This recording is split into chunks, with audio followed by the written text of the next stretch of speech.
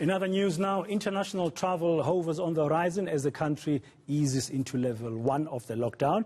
It will be allowed again from next month. Today, Transport Minister Fikile Mbalula is expected to announce the new COVID-19 regulations related to his department. eNCA's Ronald Masinda is keeping an eye on the story.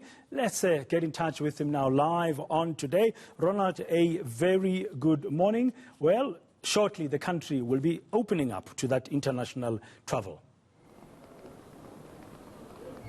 Well, very good morning to you, Bradan, and I have to confirm immediately, Bradan, that there seems to be a change of plan, as Transport Minister Fikile Mbalula is actually not expected to make those announcements. In fact, his only visit here is an oversight visit to check Cape Town International's state of readiness.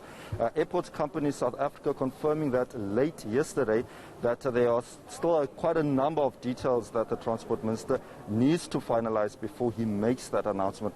Now, of course, this will add much more anxiety to many South Africans, many of them still trapped abroad, who have been unable to get repatriation flights back to South Africa, with quite a number of delays experienced, and also just the cost of the repatriation flights estimated at around 20 to 50,000 rand just for a single flight. Many of them have been unable to afford that, and it will also add much more anxiety to the tourism sector, especially here in the Western Cape, where many of the flights or the tourists come from countries like the UK, from the US and Europe.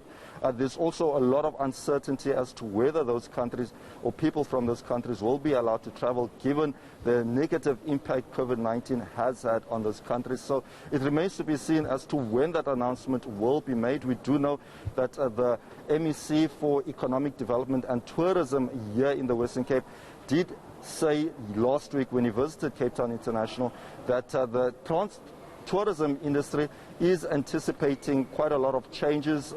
They will try and look at other forms of tourists to come here to South Africa, especially in countries where there are not strict regulations, where they are allowed to travel to and from South Africa. So that is the general idea that we are getting here at Cape Town International. And furthermore, Pradan, the tourism or the airport or airline industry cannot afford not to have international travel, given the extent of COVID-19, because at the moment it is estimated around 334 million rand has been lost on a daily basis due to non-international travel. Okay, thank you very much, Ronald Masinda, there on the ground in Cape Town. As we await to hear the details, of course, how this is going to be playing itself out, because when the President announced that we're moving to level 1 of the lockdown, he also said there's going to be a list of countries that has to be agreed on and finalized about where and from where such travel can take place, because COVID-19 is still very much with us.